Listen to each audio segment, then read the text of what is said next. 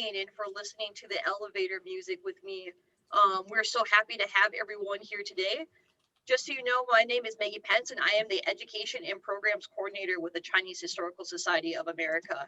It is my pleasure to have everyone join today's program. So our program today is American Chinese Restaurants, and we are partnered in this program with California State University, Fresno, as well as the Chinese American Library Association. So a few tech things before we begin today's program. We invite everyone to, sorry about that. Tech's not working the way that I want to, so let me start this over again.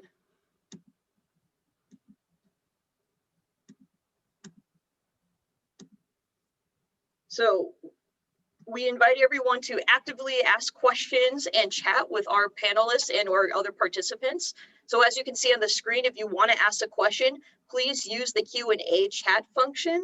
And we're going to be doing Q&A at the end of the entire program, but ask these questions throughout the entire program. So you don't forget what your question is when we begin the Q&A session. Also, if you want to chat or offer some insights, feel free to do so. Just make sure you change your settings to all panelists and attendees. Right now, it's automatically sent to all panelists. We just ask that you're respectful and positive while using the chat to interact with others. Finally, if you want to optimize your video or optimize how you're seeing today's presentation, we recommend that you go to hide non-video participants. You can see the picture on the screen to learn more.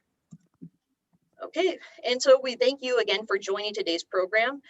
Celebrating Chinese New Year is a long tradition in San Francisco, dating back to the first Chinese New Year celebration in the 1860s. Early Chinese immigrants wanted to share their culture with fellow San Francisco residents, even as discontent was brooding, which would eventually set the stage for the 1882 Exclusion Act. After World War II and a positive perception of Chinese Americans, the modern Chinese New Year festival in San Francisco was conceived with the goal of eliminating the mystery of the Chinese feeling. Chinese New Year celebrations have been a long part of American society for over 160 years. Yet as the onset of COVID-19 pandemic has been devastating Chinatowns across the country, many have felt the impact of COVID-19 long before the rest of the country was social distancing. Our Chinese American and Asian American communities have been faced with both the deadliest virus in history and xenophobia spread through misinformation and misunderstanding. And while many would really just like to focus on ushering a new and happy year, xenophobia is forcing our community to once again denounce violence. Today, we are grateful that you can join us to celebrate the diversity and shared experiences of Chinese restaurants across America. The hope of Chinese New Year's has always been to share Chinese cultures with others. So we ask you that after you sign off today, that you share what you have learned from our presenters with your friends and family. The only way that we can really stop the pandemic of ignorance is to educate. So with that in mind, I'm pleased to introduce Jenny Bond, the editor of the American Chinese Restaurants book, as well as Dr. Jean Anderson, who will serve as our program moderators. Please give them a warm welcome. Thank you.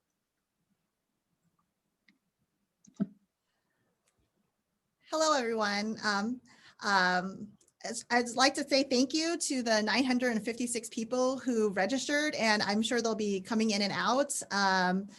It's a wonderful opportunity to share our edited book with the world. I want to talk a little bit about the genesis of the book. I myself am a Chinese restaurant kid. I'm from the Midwest, from Ferguson, Missouri, Belleville, Illinois, and I'm an anthropologist from Fresno State as well as Asian Americanist, and I've been reading constantly, about histories of Chinese food and Chinese restaurants.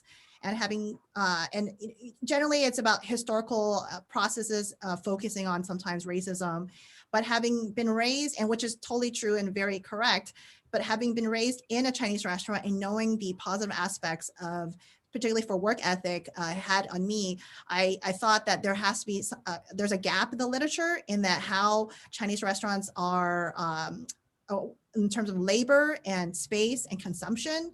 And I was very much influenced by my mentor, Dr. Eugene Anderson, into kind of exploring different realms. And that was the realm, that was the genesis of the book, which is just talk about other stories that are not talked about in Chinese restaurants. And I'd also like to thank Gene Anderson as well as Dr. Haiming Liu. Gene? Yep. Hi, everybody. Thanks for inviting me on this. I was a professor of anthropology for many, many years at the University of California, Riverside. I'm now emeritus. Jen was one of my students, and she's wonderful. And of course, I've been eating out in Chinese restaurants ever since I was a student, and watching them change in the United States from chop suey houses of the good old working class sort to marvelous wine palaces that flourish now in the San Gabriel Valley and elsewhere. Although you can still find the traditional chop suey house in the old railroad towns of the West. Places like Susanville, California, and Okanagan, British Columbia. It's kind of cool.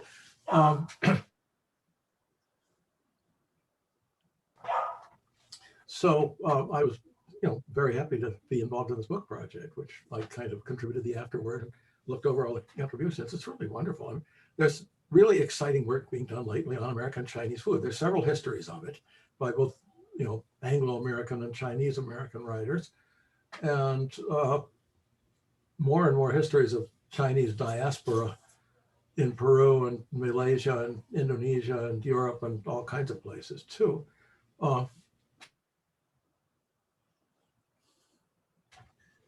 It's become a whole scholarly field in itself, which is really fascinating. So I'm open the floor to everyone else. Glad to have you all here. Thank you, Jean. And then Jenny, if you could introduce our first speaker. Thank you. Yes, speaker number one, Hong Yan. Hong Yan Yang is a PhD candidate and adjunct professor in architecture in the Buildings, Landscapes, Cultures program at the University of Wisconsin, Milwaukee. Her talk discusses how Chinese American identities are conveyed through the built environment of 3 Chinese restaurants owned by the Toy family in Milwaukee from 1913 to 1992.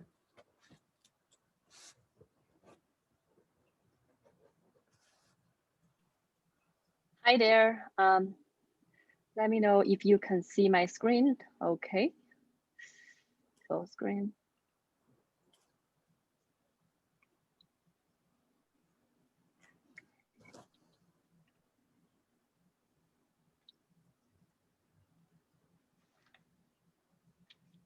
And Happy New Year, everyone. It is my pleasure to kick off today's discussion about the kind of multifaceted stories about Chinese restaurants. The objective of my own work is to recenter the focus of Chinese American history to address more of the community's voice and the resilience while recognizing the stories of oppression. My talk today, titled Toys Chinese Restaurants, Exploring the Political Dimension of Race, examines the architecture of 3 Chinese restaurants in Milwaukee, Wisconsin, that were owned by the pioneer Chinese American family, the Toy family, from 1913 to 1992.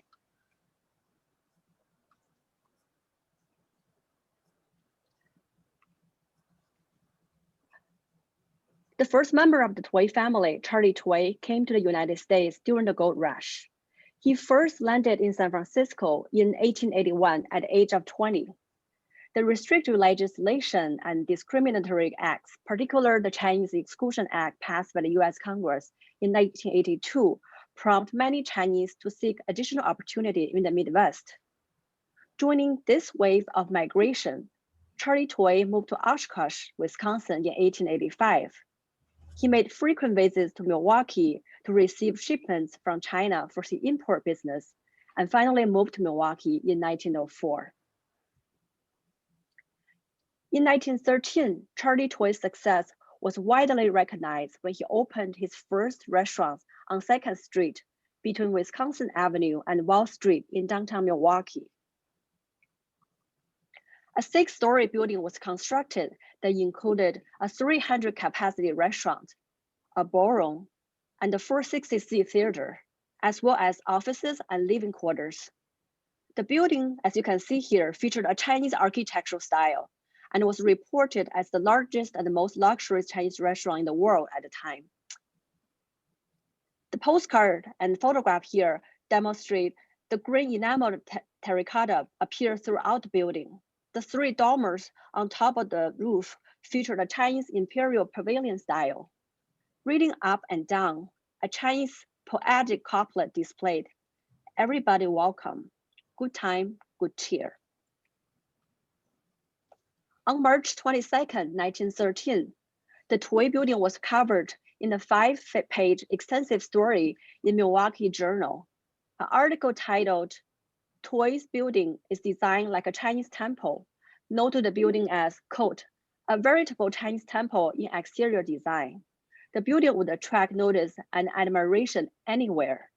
It is Chinese in every line, from the great green dragons which frown from the skyline at the top of its 6 stories, to the smaller dragons which guard the balcony of the restaurant floor and the entrance to the main stairway leading thither." The restaurant interior also featured exotic Chinese cultural imageries. As the photographs illustrate, golden dragons appeared on the principal poles and the pilasters. The panel ceilings were elaborately enriched with filigree ornamentation. The teak wood tables were trimmed with mother of pearl. On the table, it displayed typical Chinese seasonings such as soy sauce in ornate bottles that emulate the shape of a fancy Chinese porcelain vase. The mosaic floor was also richly colored. Mr. Toy arranged these decorations that all were made in China a year before.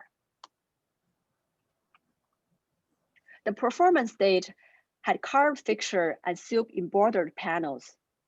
Chinese lanterns were hanging down to light up the stage. A band consisting of 7 white men performed jingle bell in different languages during the holiday season. The Toy building's evocation of Chinese culture, both on the exterior and interior, created exotic yet comfortable attraction for native-born Americans. Toy's keen observation of Americans' fetish on Chinese artifacts helps his restaurant ironically survive the racist atmosphere in the late 19th and early 20th centuries. His success shows us a different facet of racism. Although the hate and fear towards Chinese people based on their race was prevalent, Americans had a material fetishism towards Chinese decors, which Mr. Toy employed to successfully enhance the visibility and cultural distinctiveness of the Toy building. During the Great Depression, the bleak economic conditions severely reduced Charlie Toy's import business. He closed down the Toy building and opened a new, smaller restaurant called Toy's Chinatown Restaurant, located above Walgreens at the intersection of North 3rd Street and West Wisconsin Avenue in downtown Milwaukee in 1938. In contrast with the previous building, as you can see here, the restaurant sign was barely noticeable, which was hidden on the 1st floor, displaying the English word Chinatown instead of Chinese characters. The exterior of the building merged indistinguishably into the building architecturally. The reduction of Chinese architectural elements also affected the interior. Except for the Chinese decorative transoms and the wallpapers you see here, the dining setting at the new location was quite standard American. Forks and knives were set up on every table, with a combination of folded napkins in the center. The soy sauce bottles and other seasoning containers were quite simple compared to the ones in the Toy building. The plain carpeted floor also contrasted with the previous delicate mosaic floor in the Toy building. The reduction of Chineseness in Toy's Chinatown restaurant is a reflection of restaurant business economic strength nationwide. During the Great Depression, people's desire to eat at upscale Chinese restaurants or general restaurants like the Toy building reduced. Less expensive restaurants became the mainstream. In light of this, Charlie Toy chose to employ mainly simple, locally accessible American furnishing and decorations. This simplified Americanized dining setting also demonstrated the family's embracement of American identity and the changing US-China diplomatic relationship. During World War II, China and the US became allies. Many Chinese Americans served a tour of duty in the American Army forces. The Toy family were well represented in the war service, as you can see in the newspaper clip here. In addition, the repeal of the Chinese Exclusion Act in 1943 also made it a little easier for Chinese property owners to coexist with white neighbors. Perhaps all of this influenced the Toy family's choice to present a more Americanized and simplified dining environment that local customers found more appealing. The Toy Chinatown restaurant was demolished due to downtown renovation. It continued to operate at 830 North Old World 3rd Street from 1968. The new location demonstrated the Toy family's effort to revive Chinese architectural features, but in a more subtle way. Designed by Wisconsin architect Mark Fowler, the building emulated a Chinese gate tower and employed the design of a moon gate and a pagoda-style rooftop to mark the architecture as Chinese for American observers. The interior also features Chinese design elements, some having been saved from the original 1913 building. The octagonal lobby is guarded by a ring of multicolored dragons staring down from the ceiling onto the stone-like patio floor. The Taiji symbol on the ceiling represents the fusion of yin-yang, symbolizing the inclusion of everything to reach a sublime stage. The lobby poles were all Chinese and sparkled with flecks of gold. In addition to displaying Chinese culture, the interior made necessary changes impelled by modernization. In the interview, Ernest Toy explained, quote, "Once people were looking for atmosphere, we had hard teak wood chairs and marble top tables so ornately carved that you couldn't get your legs under them. Now people want comfort," end quote. While the Chinese atmosphere was still highly appreciated by the customers, the balance between culture and comfort became more important here. Toy family's exhibition of their cultural pride in the new Chinatown restaurant reflects a new chapter of ethnic history in America, the beginning of ethnic revival. The 1965 Immigration and Nationality Act made the celebration of ethnicity possible. Ethnic groups began to undo the efforts of assimilation of the previous generations and started celebrating their cultural roots. Chinese cuisine became one of the most popular ethnic foods in the nation. This provided a suitable environment for the Toy family to celebrate cultural traditions through the building environment. Through examining the Toy family's 3 Chinese restaurants, I revealed that architecture is a powerful medium through which the Toy family strategically exhibits their changing identities in order to navigate different historical contexts. Besides racial politics, local economy, cultural perception, and modernization also influence their choices of representations through the building environment. The Toy family used buildings to tell us what it meant to be Chinese, and how to visually represent Chinese restaurants in different historical contexts. Thank you.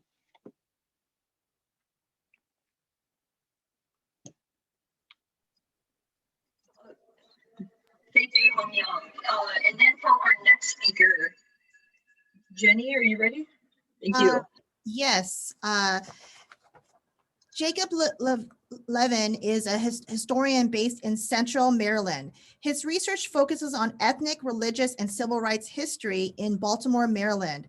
His previous publications have centered on the intersections of race, religion, activism, and where they meet with food and sports history and culture. Today's presentation will examine the cultural connections between Chinese food and the Jewish American community. Hi, everyone. Thanks to the CHSA for having me, and Happy New Year. I want to start my presentation here.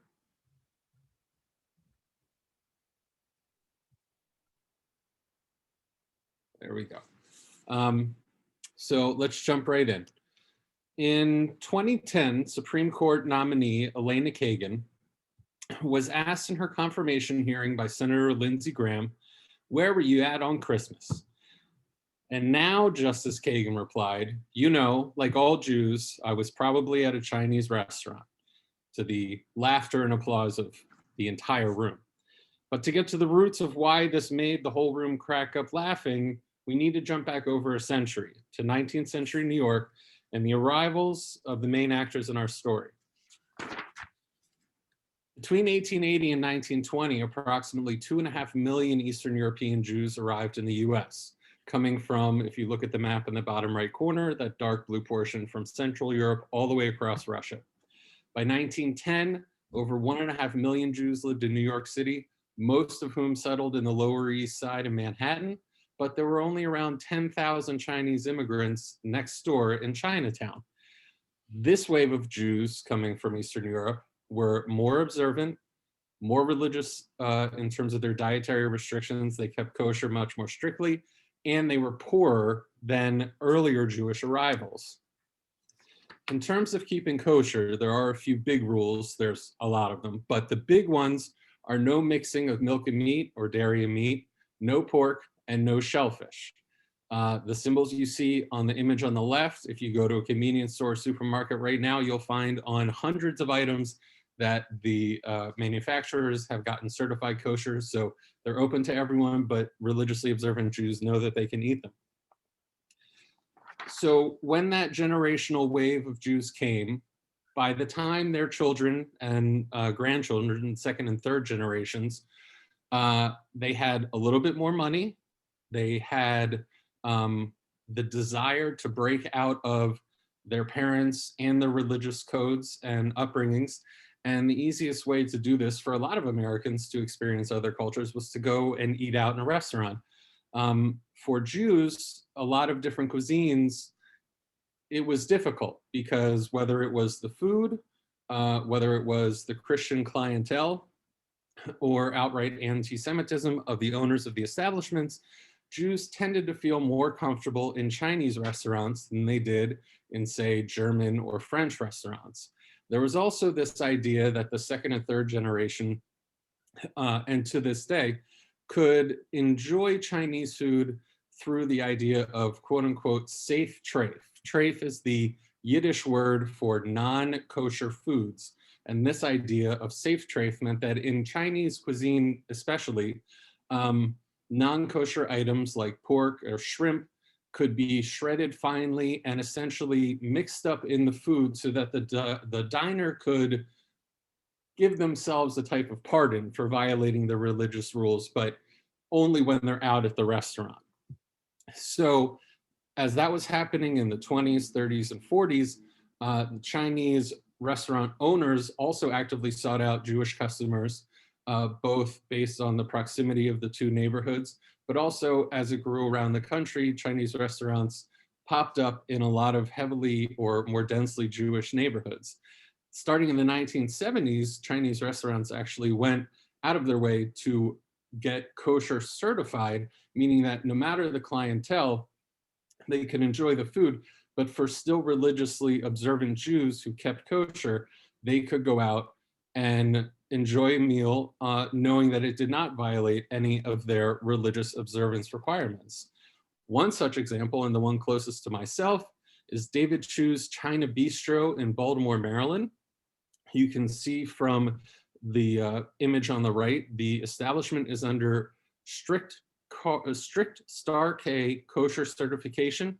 It is one of the most stringent types. There is no outside food allowed, no ingredients in the kitchen, no preparation of ingredients that would in any way violate any kosher rules.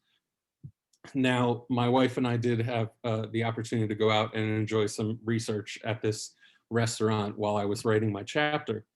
Beyond kosher restaurants, we see cultural festivals nowadays celebrating this historic and current relationship.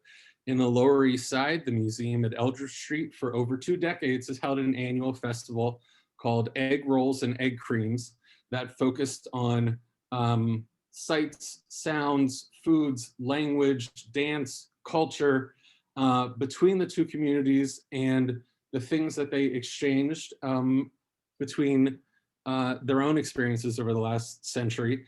In the last few years, in fact, to now incorporate the strong Puerto Rican populational influence in the area. They've expanded the festival to egg rolls, egg creams, and empanadas. But to expand on our popular references every year, and really the motivating question that brought me to do all this research was every single year around Christmas time, you'll see an image like this shared in social media posts. This sign, I have family who we saw it in Chinese restaurant windows welcoming us. It says the Chinese Restaurant Association of the United States would like to extend our thanks to the Jewish people. We do not completely understand your dietary customs, but we are proud and grateful that your God insists you eat our food on Christmas. The true origins are unknown, and I wrote about it more in my chapter if you had the chance to read it. But beyond social media posts, the mainstream media every single year writes this story over and over and over. You see articles like I have listed here from the Nasher, from National Public Radio, Time Magazine, Vox, The Atlantic, Mike, and they are all under essentially the same theme. Why do Jews love Chinese food, and why do Jews eat Chinese food on Christmas? They range from deep, thoughtful, personal oral histories that stretch back into the scholarship, or they have basically superficial answers of Chinese restaurants are open on Christmas, so where else are Jews going to go eat? But it is also a popular theme amongst different type of media. Here we see late night comedy comes up every year. Christmas Time for the Jews was a Saturday Night Live sketch that first aired in December 2005, where lyrics make reference to Jews being able to eat in Chinatown and drink their very sweet kosher wines. Feature films have made reference to it. Here we see the 2015 Columbia Pictures Seth Rogen movie, The Night Before, where he and his friends have an epic Christmas Eve, and here you see him in his ugly Christmas sweater with the Star of David, giving a nodding of acknowledgement to a table of Hasidic Jews that he's walking past in his Chinese restaurant. Big Bang Theory network sitcoms talk about it. There's a very interesting clip that I'll ask Maggie to make available later that you can find on YouTube, where an entire joke segment is written because their Chinese takeout order forgot the fried rice. So the only Jewish character on the show, Howard Wolowitz, calls the restaurant and speaks to them in what's supposed to be Mandarin, but I'm guessing is probably a poor Hollywood translation. But the joke is that not only would the Jewish character go on about it and call the restaurant, he would speak to them in Mandarin themselves. You have The Marvelous Miss Maisel, which was an award-winning comedy from Amazon. And in the first season, when Maisel's father gets a big new job to go out to celebrate, they go to a restaurant called Ruby Foods, which no longer exists, but the set designers worked very hard to recreate a huge Chinese palace based on the real Ruby Foods, which existed up until the 1960s or 70s. And this is also a topic that's near and dear to myself. In 2016, before I was married, my now wife and I, we took her parents to their first Christmas Day Chinese buffet. We went to Buffet City in Brookville, Florida, and let me tell you, it was completely packed. 2017, we went somewhere else. In July, when her family came in for our wedding, this is an image of all of her aunts and uncles and spouses at my favorite Chinese restaurant, our local Hunan Legend. 2018, back at Buffet City in Florida. On the picture on the left, you can see my mother-in-law photobombing and making an appearance. And to close out, I wanted to reference the Tablet magazine did a huge project where they had authors and chefs and historians write about the 100 most Jewish foods. And they're all the things you would expect: bagels and lox and brisket and deli and seltzer water, everything you could think of. And for Chinese food, they invited a New York rapper named Action Bronson to come and write a love letter to Chinese food. And in short, he wrote, "Chinese food is as Jewish as matzo ball in New York City. Chinese food is not a phase. This is forever. This is a lifestyle, a Jewish lifestyle." And that is a very truncated version of how Chinese food became the most Jewish of all non-Jewish foods. So thank you everyone for your attention, and I'll turn it back over to Jenny and Maggie.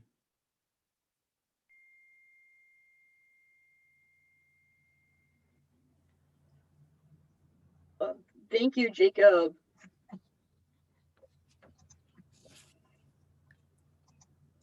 Thank you, Jacob. Maggie, I'm going to introduce Carol Chan and Maria, if that's okay. Oh, yes, go for it.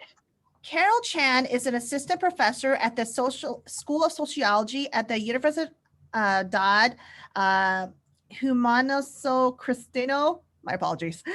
Maria Mott Stabucci is an assistant professor at the Institute of History at the Universidad de Chile. Their talk presents the dynamic ways in which Chineseness and the quote unquote and the contemporary Chinese identities are being articulated and contested in diverse Chinese restaurants in the capital city of Santiago, Chile. And just so everyone knows, they were unable to make today's program, but we wanted to make sure that they could still share their research. So I will be sharing a pre-recorded presentation from them for everyone. So if you do have questions for them, please let us know, and you can contact CHSA if you want to get in contact with them directly to learn more. Thank you. Carol, and this is Maria, and today we are going to talk about negotiating Chineseness in Chinese restaurants in Santiago de Chile. The Chinese in Chile have historically been marginalized in the country. Although they have been present in Chile since the 19th century, today they are still not accepted as Chilean and are largely considered a foreign population. They are also overlooked in public discussions on migration where the focus is on Latin American migrants. One of the oldest industries in which the Chinese have been involved and known for in Chile is the food industry. In Santiago, the Chilean capital, Chinese restaurants are second in number to Peruvian restaurants. They're usually perceived as being inexpensive and family-friendly, where the food is abundant, as affirmed by Chilean user reviews on Google Maps or TripAdvisor. Ethnic restaurants such as these can be viewed as diaspora spaces where minorities and migrants negotiate their identities and place in society through ways of presenting their food and aspects of their culture. In this video, we introduce the diversity of Chinese restaurants in Santiago to analyze some ways that ethnic Chinese persons and their families in Chile reproduce and/or subvert enduring representations of Chinese persons and Chineseness. Chinese restaurants play a key role in discourses of migration and representations of the Chinese as exotic, incomprehensible, other in Chile, partly because Chinese restaurants are ubiquitous in the city landscape and constitute the main form of contact many Chileans have with the Chinese population. The visibility of Chinese restaurants in Santiago, as Chileans know them today, can be traced to the mid-20th century.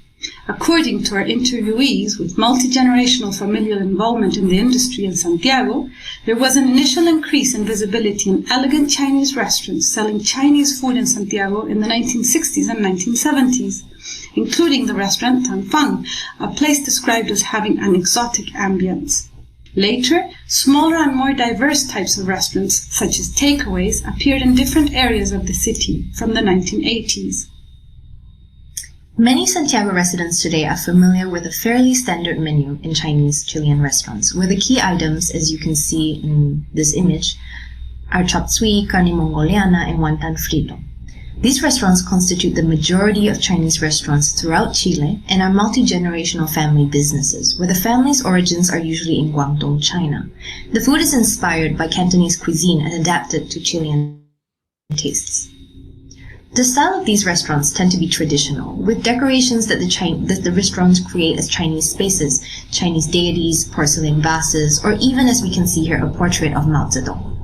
Traditional Chilean Chinese restaurants tend to be modest, simple spaces, but some can be more elaborate and invest in Chinese-style architecture or elaborate furniture and decorative objects. These restaurants can be said to largely reproduce stereotypical ideas about Chineseness, where exoticizing Chinese food and restaurants as foreign but not too foreign was a strategy to appeal to customers. One restaurant owner, for example, told us that she chose the decorative items because the customers liked that sort of thing. A few restaurants sell authentic Chinese food that include dim sum, whole fish, and Chinese vegetables. These often have two menus, a Chilean one and an authentic Chinese one. Based on several of their own accounts, these restaurants started in the late 1980s and early 1990s, when there was a surge in Cantonese Chinese migrants in the city, along with their restaurants. This group of authentic restaurants had a common strategy: to cater during the day and the week to Chilean customers, and in the late night to Chinese consumers.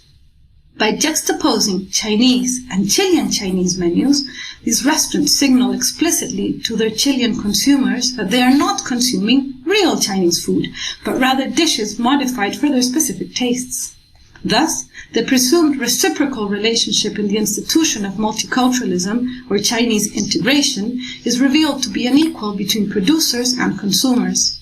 One restaurant goes so far as to spatially segregate its clientele. One wing of the restaurant is reserved for the mainly Chinese clientele ordering from the Chinese menu, and the other wing for the mainly Chilean clientele ordering from the Chilean menu. A third category of restaurants demonstrate a desire to go beyond these categories of Chinese and Chilean Chinese, expanding ideas of what China and Chinese restaurants as spaces can constitute. These serve as examples of how transnational and transcultural ties of the Chinese shape their inclusion of typically non-Chinese cuisine and aesthetics in their restaurants. Partly due to economic pragmatism. Generally, owners and managers told us they started incorporating Thai and/or Japanese food due to Thai or Japanese chefs that came to them looking for work. This inspired them to expand their menus and cater to increasingly cosmopolitan clientele. Reviews of these restaurants would praise their authentic Thai or Japanese food while still calling them Chinese restaurants. This is another example of a restaurant that subsumes diversity under the guise of a Chinese restaurant. It began to incorporate Peruvian food in its menu due to the arrival of Peruvian cooks. These restaurants not only expand ideas of what Chinese restaurants can contain, but also what kinds of cuisines, practices, and persons can belong in these spaces. In the past decade, Chinese restaurants have been increasingly modernizing their aesthetic and identity. Here we see an example of a restaurant that displays a minimalist, modernist aesthetic with a focus on still expressing its Chinese identity, with its round tables, its logo as a traditional Chinese seal, and its name, Neo China. It is a shift away from the traditional Chinese aesthetic that referenced pagodas, dragons, and the Chinese deities. Its menu is also modern fusion, incorporating not only sushi but also other pseudo-Japanese plates they call teppanshu, a mix of teppanyaki and chop suey. Yet, the restaurant declares proudly that their chefs are direct from China and can prepare traditional dishes suited to the Santiago dwellers' unique tastes. What Nueva China's restaurant owners claim here is that Chineseness is embodied. Thus, the presence of Chinese chefs and owners mark the production of spaces and food by default as authentic experiences of China. Chineseness and ideas about Chinese food and restaurants are changing constantly in Chile with an increasingly diverse Chinese population and sophisticated clientele. Since our chapter was written, we have observed more specialized restaurants in the city, Peruvian Chinese and Venezuelan Chinese restaurants. These are run by ethnic Chinese persons who migrated from Venezuela, for example, who offer the Chinese menus and dishes available there due to their unique Venezuelan tastes and own histories of menu and dish production there. These differ from the typical dishes that come to characterize Chilean Chinese restaurants. The diversity, not only in Chinese restaurants in Latin America, but also within Chile, highlight the complexity of Chinese identities and interactions with local populations in these places. Thank you very much. And special thank you for Carol and Maria for sharing their presentation, even though they weren't able to be here today. And our next speaker, or we have two speakers again. Yes, thank you again to Carol and Maria. They're actually from Chile. And so thank you for sending us their video. Rick Miller is a geographer whose research traces the interaction of people and their built environment. Nicholas Bosch is a Master's of Fine Arts candidate in the Department of Art at the University of Minnesota Twin Cities. Their presentation examines the suburban landscapes east of downtown Los Angeles, arguing that domestic built environment of these neighborhoods are integral to the understanding of the, quote, new American Chinatown. Right. Again, Thank you so much for having us here. Happy New Year to everyone. So I'm going to start, and Nick is going to jump in as well at various points, just kind of outline what our chapter in the book was about, and talk a little bit about why we've termed this California conurbation, or a visual habitat study for Chinese restaurants in this California conurbation. And the California conurbation that we're talking about will be the San Gabriel Valley. And I just want to point out, I realize many of our listeners in the audience are from the Los Angeles or Southern California region, but there are many of you who are not. So I just want to talk a little bit about what this place is, and Nick will fill us in a bit more about how it got to be this way. Just to point out, there is a quote unquote Chinatown in Los Angeles that's close to the downtown area. And this is a place that we will not be talking about in this process. So if we just look at the Los Angeles general map, we get the beach and the airport on one side, and then downtown Los Angeles with its quote unquote Chinatown here. And where we're going to be going in this talk is to expand a little bit eastward into what's known as the San Gabriel Valley, which is comprised of a number of towns. And in this map, or if we zoom in here, we can start to see the outline of our study area, which crosses boundaries into a number of different towns or different incorporated cities that line this valley, and there are actually others that go beyond here. And the kind of characteristic of this region is sort of an overwhelming vernacularism, which has a certain kind of consistency to it. It's consistent with a Southern California vernacular environment. The habitat mostly made up of single-family dwellings, although increasingly there have been older and many newer multi-unit dwellings that have come into this region. And our study was really to kind of understand something that between the restaurants and the habitat, there's actually sort of a larger continuity in place. And we'll call this something of a landscape, this continuity that crosses boundaries and reminds us that the social, political, and economic context in which these Chinese restaurants are taking shape. That restaurants are not solitary entities, but they're always made up from all kinds of different things, which include capital, labor, customers, the deliveries of perishables, and any number of other kind of interactions that cross this landscape. So I think Nick will say a bit more about the kind of making of this place and some of the kind of conceptual frameworks that we've used. Yeah, absolutely. Hey, everybody. Maybe if Rick, could you just give me a thumbs up that I'm audible? Yes. Okay, great. Yeah, my name's Nick Bauk, and thanks again, everyone, for coming.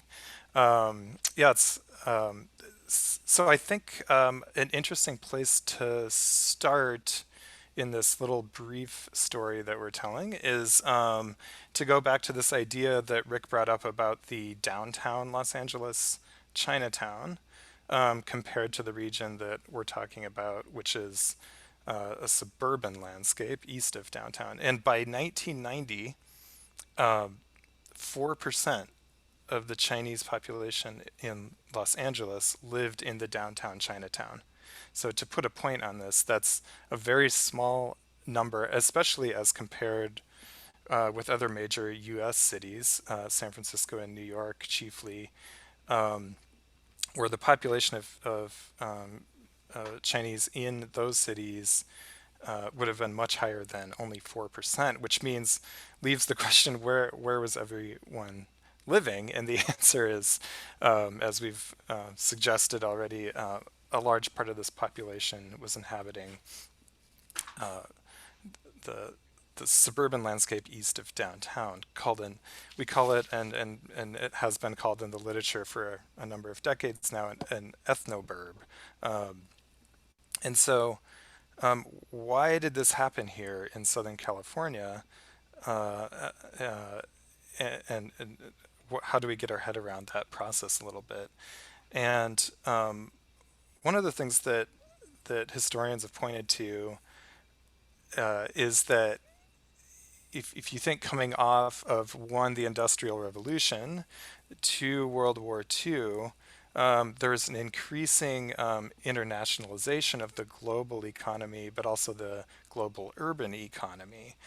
And when people started migrating in large numbers to Southern California, from especially Taipei and from Hong Kong, they were doing so as people who are already sort of part of that more uniform urban global economy. In other words, they had um, middle class jobs a lot of times that translated fairly well to moving to another like big city in a different part of the world. And this was only increased by real estate boosters, of course, a very Southern California story.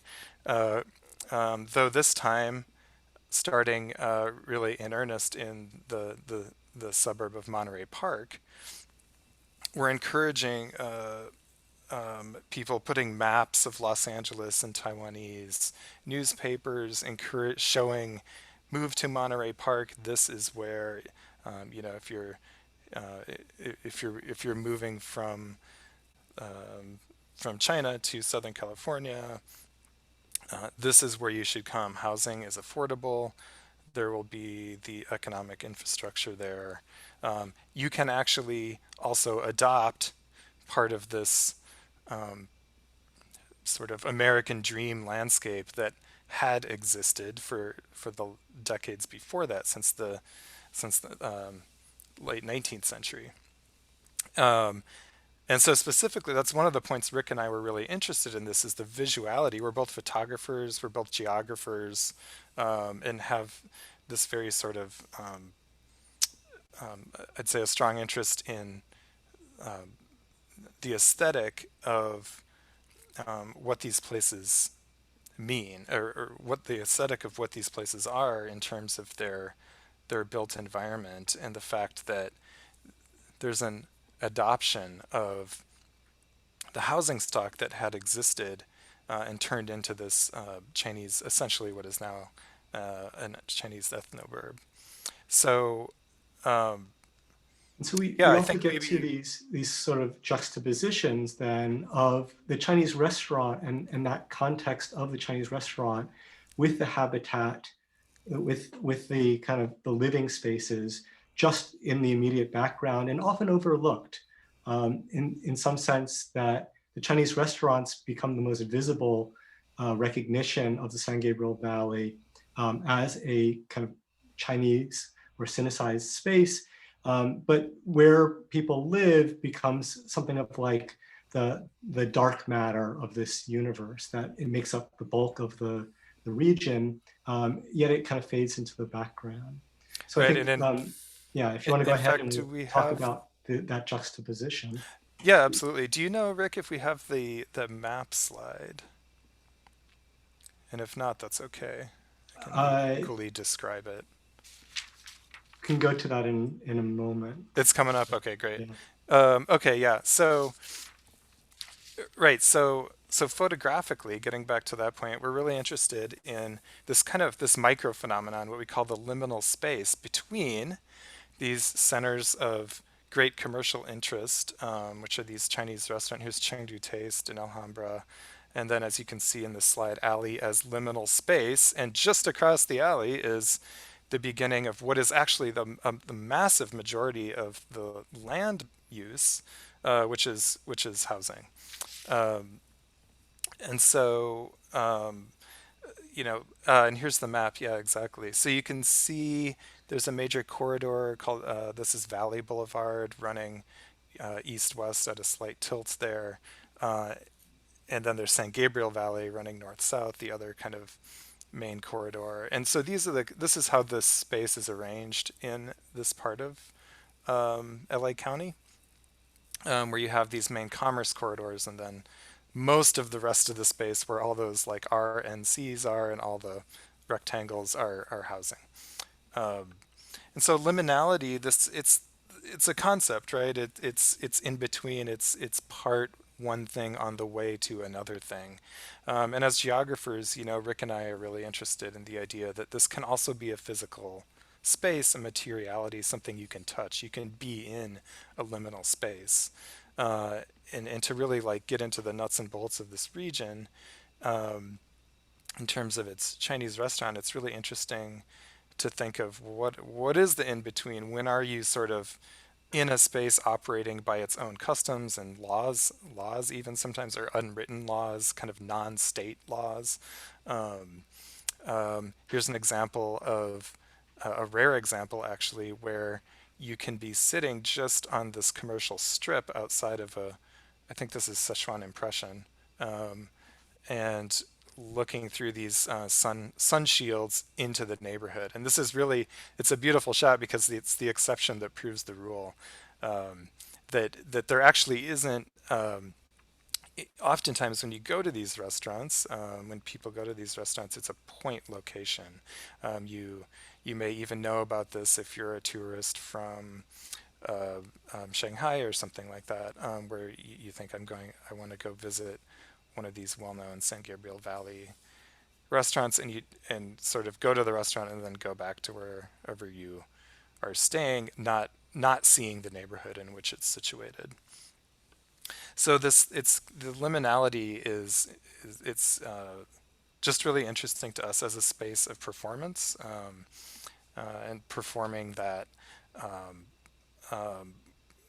the move between the point of attraction, the Chinese restaurant, and sort of where life happens, where labor happens, where the knowledge happens that fuels these the kitchens in the Chinese restaurants.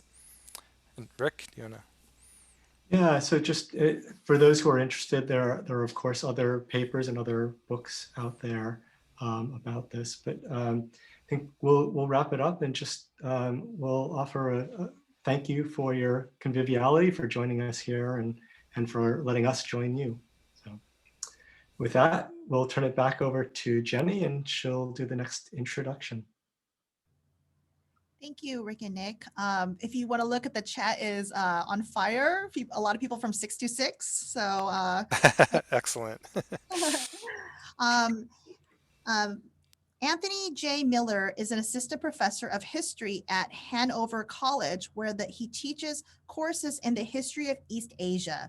His talk examines the historical construction of, quote, authentic, unquote, Chinese food in the U.S. Midwestern state of Ohio since the 1970s, and considers its ramifications for immigration, cross-cultural diplomacy, and U.S.-China relations.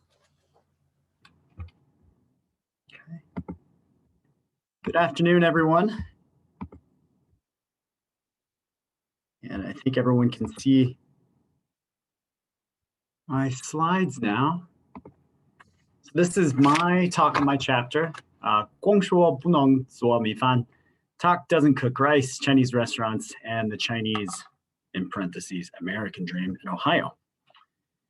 So I'm gonna start by just kind of giving you an overview of some of the key points in my chapter that really starts with this family, Mike Wong, who in 2017, the Cincinnati Enquirer celebrated his retirement as owner of the Oriental Walk by calling him, quote, the poster child for the immigrant American dream, a long tradition of well-known Chinese restaurant hosts in Cincinnati, genial men who act as a bridge between cultures and friends to their customers, impresarios of Chinese food, end quote. And true enough, in the early 20th century, Southern Ohio was actually home to a number of Chinese restaurant owners, such as Charlie Yi, who overcame racism and discrimination to gain acceptance from the wider Midwestern community. Charlie Yi was known as the mayor of Chinatown in Cincinnati in the 1940s and 1950s, and he had translated friendships with city officials and the popularity of chop suey's cheap exoticism into a powerful tool for cultural diplomacy. While running his restaurants, he helped raise thousands of dollars for the Kuomintang during the Second World War, and he also promoted the rights of Chinese migrants living in Ohio. Like Wang, Yi's retirement in 1961 was greeted by the Cincinnati Enquirer as proof that, quote, the American way is better for Charlie Yi and his children, end quote. And Yi's success was kind of held up by that newspaper as symbolic of the larger Chinese American experience in the US history. But in reality, the historical context surrounding Wang and Yi were vastly different, as was the type of Chinese cuisine their restaurants served to Ohioans. In his own mind, Mike Wang of the Oriental Walk arrived in Cincinnati at a fortuitous moment. He said, quote, Nixon had just gone to China and people were interested in Chinese food, excited about it, end quote. Indeed, from the 1970s onward, newer generations of Chinese restaurant owners translated America's curiosity for authentic cuisine into roles as cultural emissaries, urban tastemakers, and the means for fulfilling their own American dream.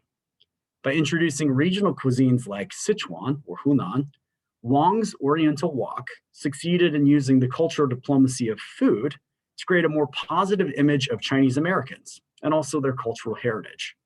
And within a historical context of growing trade and immigration connecting Ohio to Taiwan and the People's Republic of China, eating authentic Chinese food came to symbolize a desire to embrace a more multicultural and racially diverse Midwest. In the past few years, though, politics surrounding Chinese cuisine in Ohio have changed dramatically. Owners and employees of Chinese restaurants, many of them very recent immigrants and students, operate their businesses in a state where President Trump's message of America First resonated powerfully with voters in the 2016 and the 2020 elections. Fears of Chinese economic power cross party lines, though, in Ohio and have a longer history than just the Trump administration. Ohio Senators Rob Portman, a Republican, and Sherrod Brown, a Democrat, have for the last several years railed against the People's Republic of China as a threat to the US economy, with Brown claiming that trade with China has, quote, meant shuttered factories, lost jobs, and devastated communities across America, end quote. Conversely, the Buckeye State's farmers were among the hardest hit by the trade war instigated by the Trump administration against Beijing. Along with rising economic anxieties, the focal point of Chinese immigration in Ohio has shifted away from Chinatowns and metropolitan areas towards suburbs and college towns that are homes to thousands of international faculty and students hailing from China. Nowhere are those changing dynamics of immigration, food, and diplomacy better illustrated than the small city of Oxford, Ohio, which is home to Miami University, where I used to work. Their recently opened Chinese-owned establishments, such as Tong Dynasty, cater largely to a Chinese customer base. These owners still believe Chinese food is a form of diplomacy and a platform for success in America. Many exhibit the mentality expressed by China House owner Xiaohui Joey Yang as 光说不能做米饭, loosely translated as talk doesn't cook rice. And the phrase to him meant a role for Chinese restaurant owners to actively shape impressions of China and also how Chinese Americans are looked at a daily level in Ohio.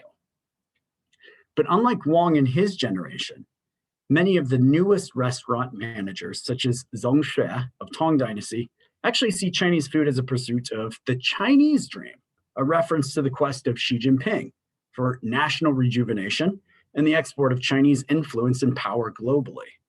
Restaurants like Tong Dynasty use hot pot to demonstrate the prestige and power of their culinary heritage and home country. And my chapter explores how the meanings associated with Chinese food in Ohio from the era of Mike Wang and Sino-American rapprochement in Cincinnati in the 1970s to Tong Dynasty and the Chinese Dream in Oxford, Ohio today operate. And I look at how Chinese restaurant owners find themselves in this position of trying to gently introduce Ohioans to authentic Chinese food while also pursuing their own dreams of prosperity and societal influence in mainstream America. This sudden influx of Chinese students to Oxford has resulted in a burst of businesses catering almost exclusively to those students. Over 10 new Chinese-owned enterprises have opened since 2012, and most of them are located just off campus on High Street. Restaurants such as Tong Dynasty, Yum Yum, and Chun Share Kitchen. Across Oxford, though, there's also emerged new Chinese-owned groceries, clubs, housing, bakeries, and even soon a fitness center. Throughout the year, Oxford city officials actually field 3 to 4 requests a month for retail space from Chinese entrepreneurs and companies. And the city of Oxford has looked very favorably upon the investment and contributions of these businesses to the local economy. These new businesses, like Tong Dynasty and Yum Yum, all primarily specialize in Sichuan cuisine, but also offer staples of northern China, such as hot pot, malatong, and fuqi fei pian. Hoping to capitalize on the student demand for comfort food, each restaurant employs mostly green card holders recruited from Sichuan as its staff and chefs to guarantee the food's quality and identity. However, this introduction of so many new international students and Chinese-owned businesses in such a short period of time has also produced tension and controversy. University faculty and staff have raised academic concerns about the need for greater advising and institutional resources to aid international students. But there's also a more sinister, anonymous faculty letter that is circulated calling the Chinese students a dead weight in the classrooms. This misperception persists in spite of the fact that these international students are actually recruited by universities like Miami and also Ohio State and the University of Cincinnati, and nationally more broadly. And their tuition helps to lower costs for domestic students and sustain higher education in the US. Discontent among many American students ranges from casually racist complaints about the quote smell of Chinese food to annoyance that the language barrier at the new restaurants has made them feel unwelcome and unwanted in these establishments. The sudden arrival of Tong Dynasty and Yum Yum and Chun Share Kitchen and others have left this sense that cultural diplomacy is running into some issues. And within this context, university officials, civic leaders, and the owners and managers themselves have done a really good job to alleviate a lot of these fears and tensions. Much of the community, local cities, campus faculty, and students look positively on the transformation of the town as an expression of its diversity and its economic vibrancy. Local patronage of the new arrivals like Tong Dynasty represents an embrace of Ohio's integration into the global economy, of multiculturalism, and stronger relations with China. But it also means an acceptance of a world in which Chinese immigrants are powerful, rich, and enjoy power and clout in the United States. And that too leaves a lot of latent anxieties and tensions. And with that, I'm going to turn it back over to Jenny and Maggie, and I look forward to your questions.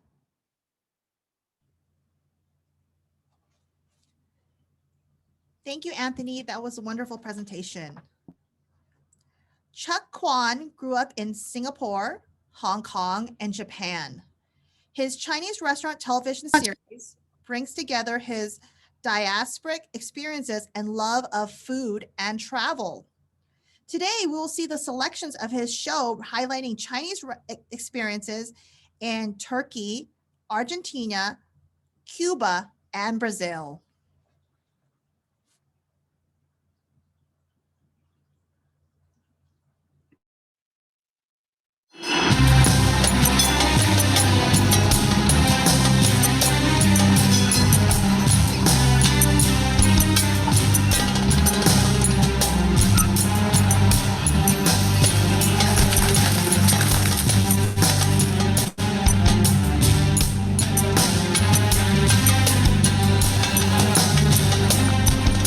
The last time I was here, I ate at the only Chinese restaurant in town.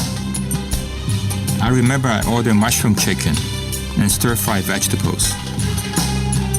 I enjoyed the food, but I was more impressed with the fact that the restaurant owner had allegedly walked here all the way from China. I'm back again, 25 years later, determined to find that Chinese restaurant and meet that man.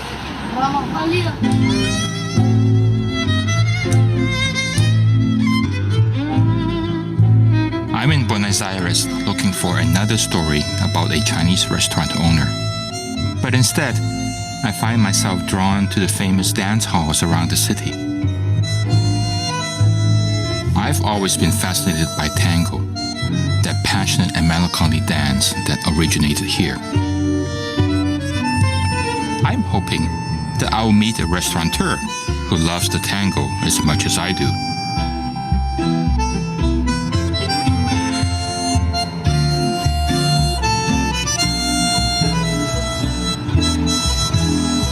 People have told me about the legendary spring roll king of Argentina, so I set out one afternoon to look for him.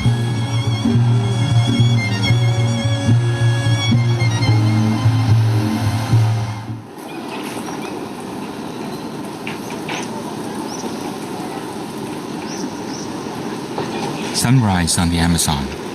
There is nothing like it anywhere in the world. I'm traveling down this legendary river to the city of Manaus, hoping I'll get lucky and find a Chinese restaurant. I'm convinced that if I do, the owner will have quite a story to tell. But today, I've joined a one-day boat tour to get a taste of life on this magnificent river. On the boat, I meet Jack Soon, who's quite knowledgeable about the river. In fact, he's giving a guided tour to a delegation from mainland China. I knew he had to be a local resident, but imagine my surprise when I find out that he's the owner of the only Chinese restaurant in Manaus.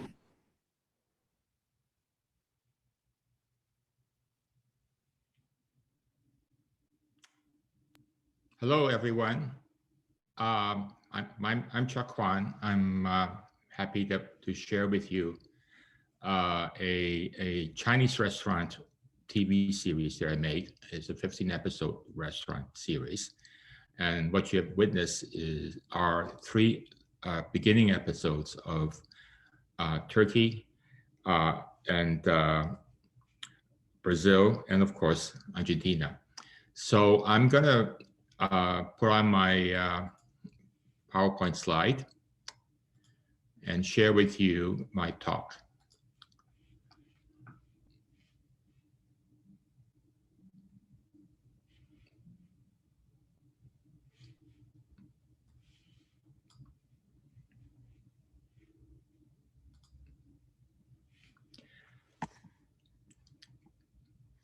So for 4 years, between 2000 and 2004, I went around the world. I went to 13 countries and produced 15 stories of what I call tales from the modern Chinese diaspora.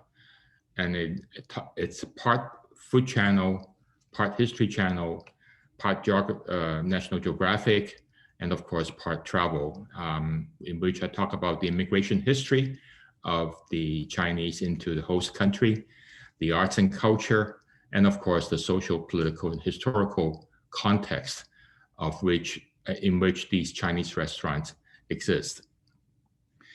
I went to 7 Latin American continent countries, 2 Caribbean, 1 North America, and 4 in Brazil, in South America.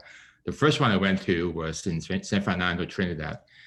And I'm doing a bit of a playful kind of tabloid headline that you'll see at the bottom of the slide, where I imagine what would a tabloid from like New York Post would say about this story. And because I was there during the carnival in 2000, and so I had this tabloid headline called "Great Wall Owner Played Mask being the masquerade in Trinidad's carnival." My next story came from Havana, of which a little episode you'll see at this Frank Sinatra from Havana singing.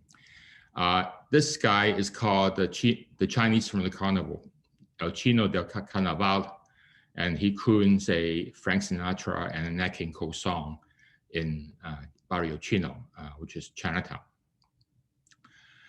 Then we move up north to Canada, Outlook, Saskatchewan, where a Chinese restaurant, Chinese cafe, which is all over the prairies in Canada, and I assume everywhere else in the US, Rockies and so forth.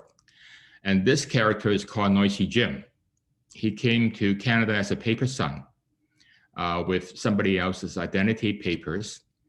And then the headline says Noisy Jim died because after I filmed him, he died about a year and a half after I left. So I went back to his funeral and I filmed his funeral, and that's all included in my episode. And I have here a picture of him hugging a white waitress.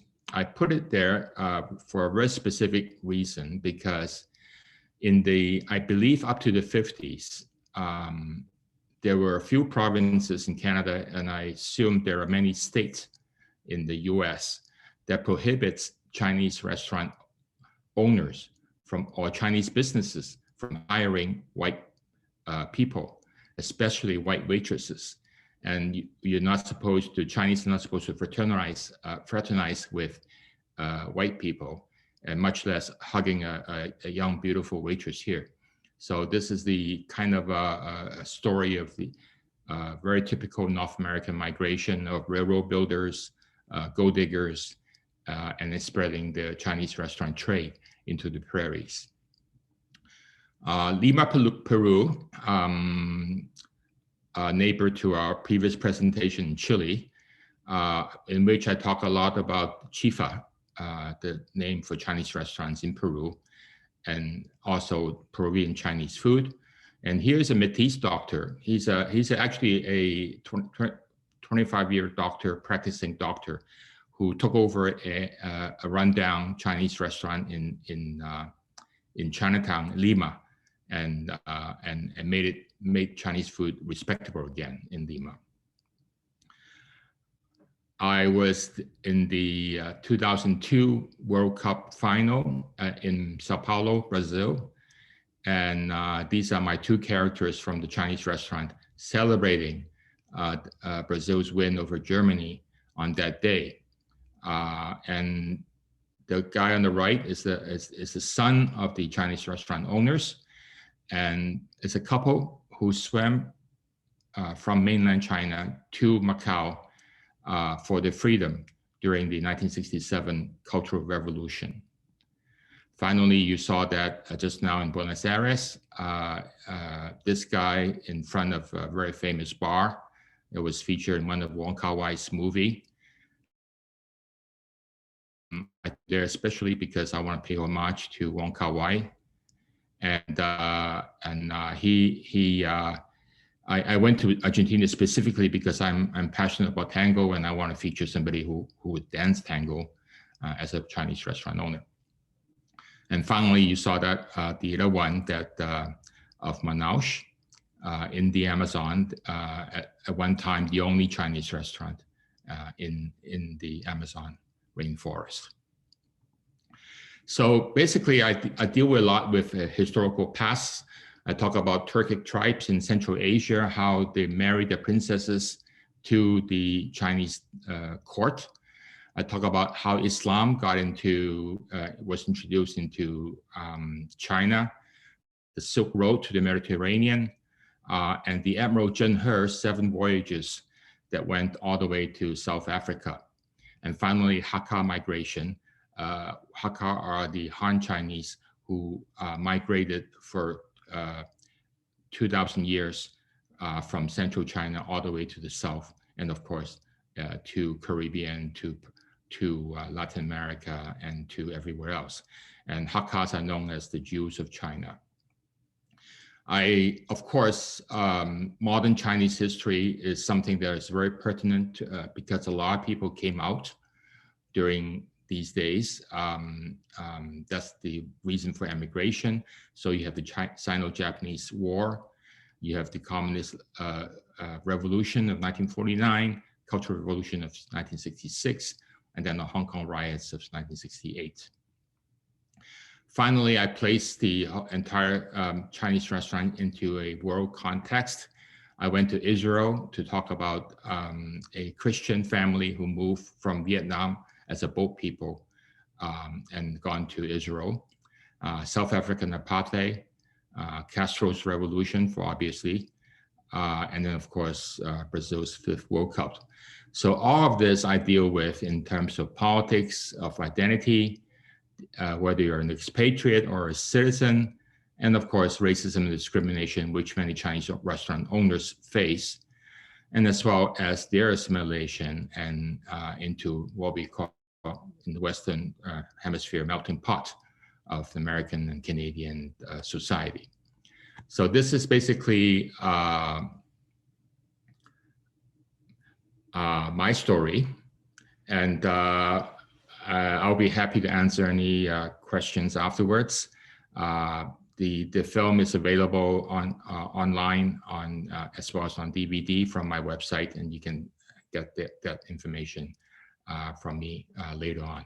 I will let Maggie play the final video of the Ding ding ding ding ding dong ding ding dong ding dong ding dong ding ding dong ding dong ding dong ding ding dong ding dong ding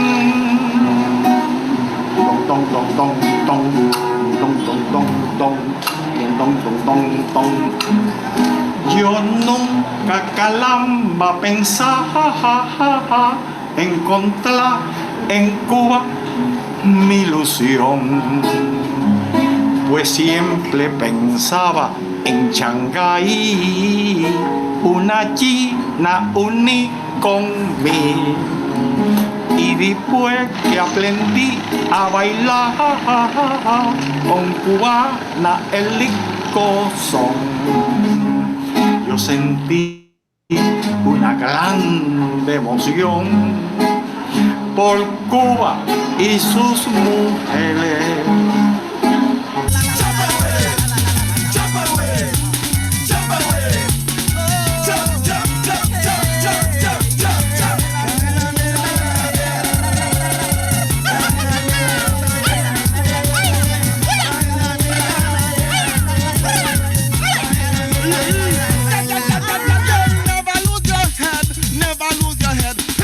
You catch your man with a doll in your bed. Stand up as a woman, protect your reputation.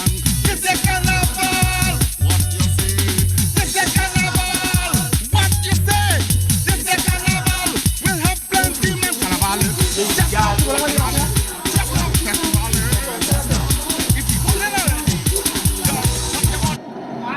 Futebol para mim é a minha maior paixão. O futebol para mim é muito mais que um esporte. Alguns brasileiros dizem que é uma religião. Todos aqui no Brasil seguem o futebol, cada um com seu time, é uma grande paixão e todos juntos torcemos pela seleção. Eu sou um chinês brasileiro, mas em muitos aspectos eu sou mais brasileiro que chinês.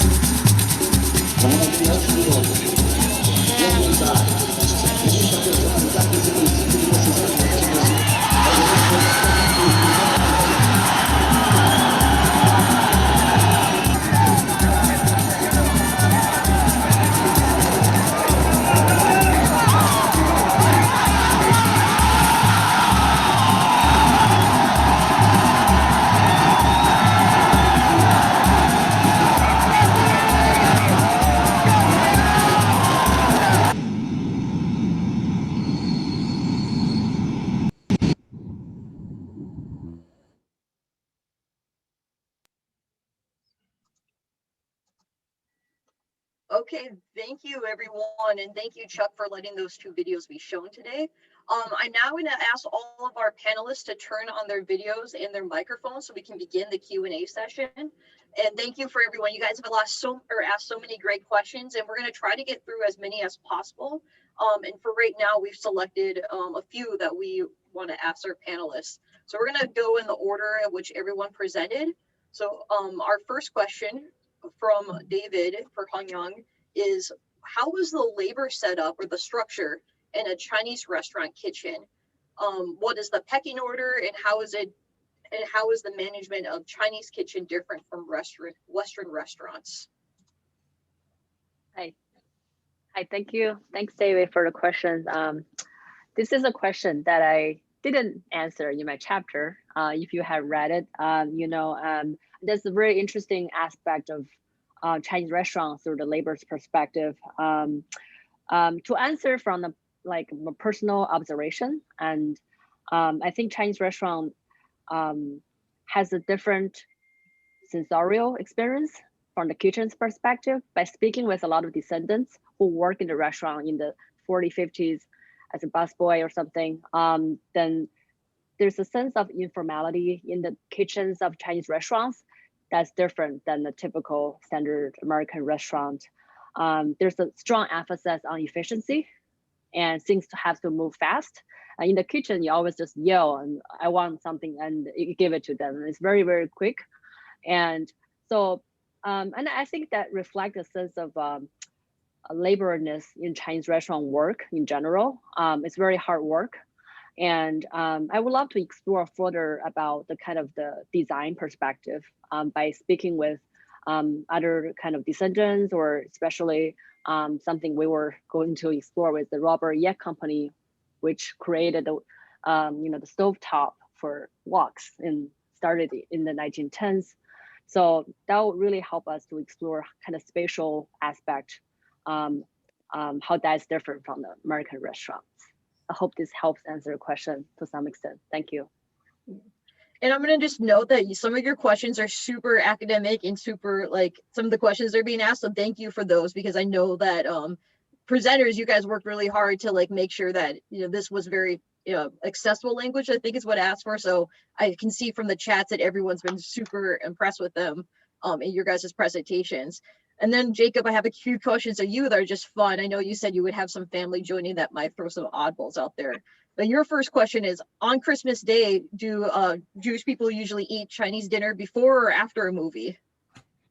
Well, I don't know if there's an academic way to answer that, but I think typically the joke was that, what do Jews do on Christmas? They go out for Chinese food and go see a movie. Really did have the basis in the fact that those were the only things open in most towns on Christmas Day. And in a lot of smaller towns, I'm sure the movie theater was not. Now I have found, I haven't been to a movie on Christmas Day in the last few years, but I have eaten Chinese food pretty much every year, either on Christmas Eve or Christmas. And I've found that it's not, it does not seem to be an exclusively sort of Jewish practice anymore. I think there are a lot of Christian families and a lot of non-religious families and people who are not Christian or Jewish, but of any number of other faiths, that it's a nice way to sort of get out of the house that day. Maybe you've had a lot of cooking and you've produced some big family meals, and it's just nice to, I think as my mother-in-law said, it's just nice to have someone cook for you the next day, because usually we put out big meals for groups of friends that come into town for Christmas. So although I think, to answer the question directly, you go to dinner first and then you go see the nighttime movie. That's my non-definitive definitive answer to that. Yeah, in my family, we will often go to movies on Christmas as well, just because some of our Christmas traditions are changing. But yeah, I like that question. So now I'm going to get into some deeper questions, and this is for Nick and Rick. So bear with me as I ask it. Can you talk a little bit more about the driving forces behind these shared spaces of home and restaurant in the San Gabriel Valley? I thought that this might be the result of the forceful creation of ghettos for Chinese Americans, separating them from white Americans. But it's very interesting that it's a suburb and that the population size is significantly larger than a Chinatown. Do you know what the size of this white population is in the San Gabriel Valley? Yeah, I mean, well, I think we'll both probably have a little something to say about this, but I can start if that's okay, Rick. Just that I want to second the part of your kind of question comment that, yeah, it's very different than something that seems forced, right? It feels very different than a forced migration. I mean, these were, again, people tapping into real estate markets boosted by real estate developers seeking to draw Chinese immigrants to the suburbs. And so I think was the last part, Maggie, a question about the percentage of About The white size. population. white population in San Gabriel Valley, like today? Yeah, Okay. I don't know that either of us are able to answer the white, because there's actually a couple other pieces to it. So I might just add a few things. Actually, one of the things that we found in our chapter was that the plurality, meaning not the majority, but the largest single component would be people who on the US Census form designate themselves as Latino or Hispanic. Does that mean that they cross with other ethnicities or they identify in different ways? It might. That's the kind of information that we have. The population that notes that it is Chinese or Chinese American is about a quarter overall population in San Gabriel Valley. But there's other Asian ethnicities, and sometimes there's, people might identify as multiple things. There's a significant Vietnamese population, Korean, and I'll bring this in. Well, it's not a large proportion, but Japanese American, which does go back further, does get to that kind of earlier part of the question that talks about ghettoization and the kind of this forced segregation. And we do write very briefly about this in our chapter about the redlining processes. So one of the things that we've been very interested in, not just in this chapter, but also in our own work elsewhere, is the set of laws and rules that have been applied here. And one of those things has been the Homeowners Loan Corporation and that process of redlining. So there was an early Asian American population in the San Gabriel Valley that was Japanese American, mostly because they were redlined out of other places. And it's one of the reasons that there's such a significant Mexican American population as well.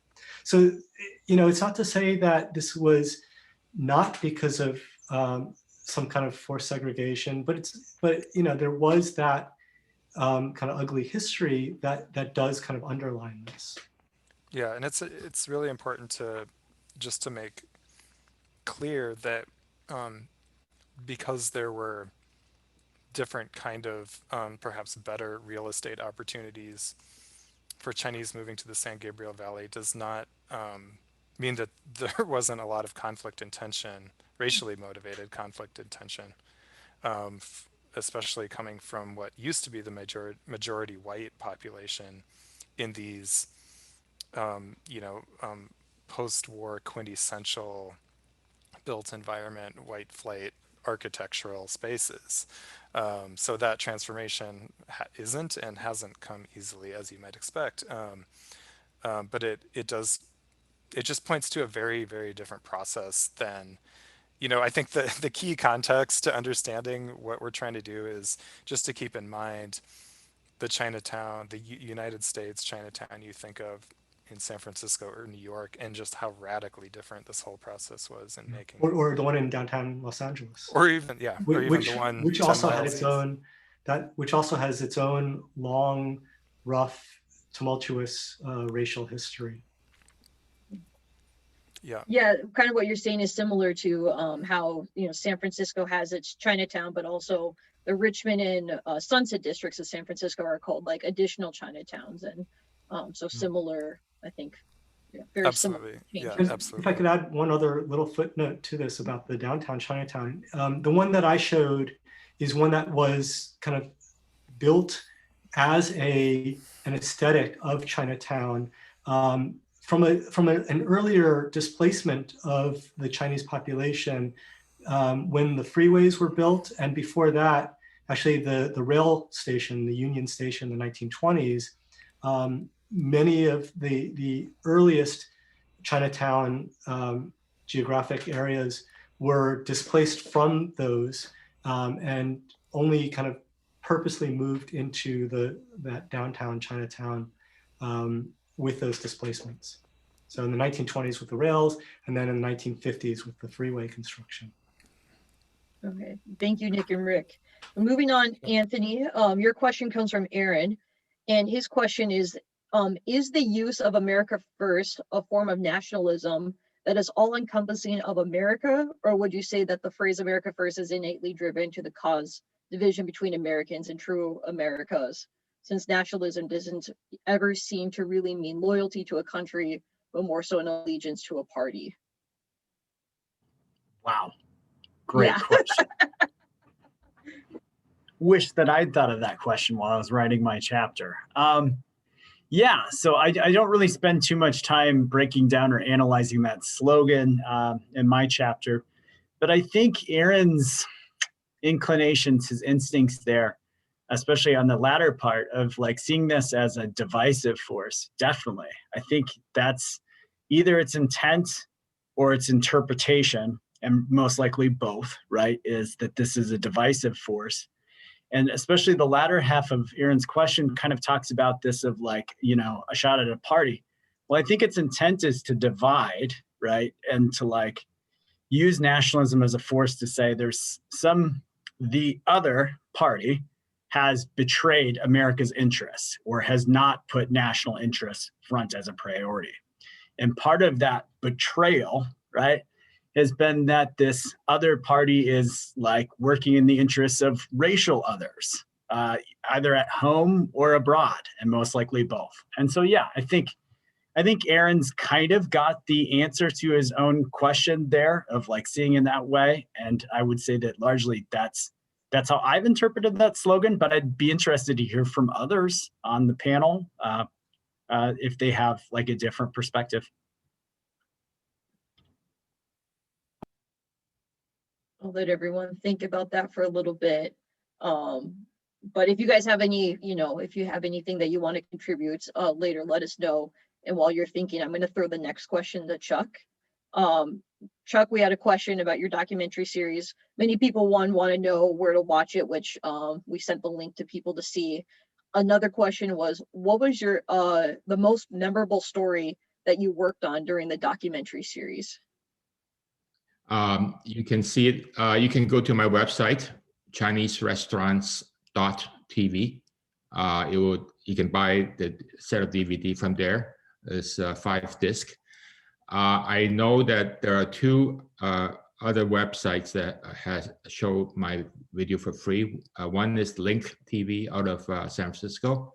So if you go to linktv, linktv.org, and search for Chinese restaurants, you will see all the episodes there as well.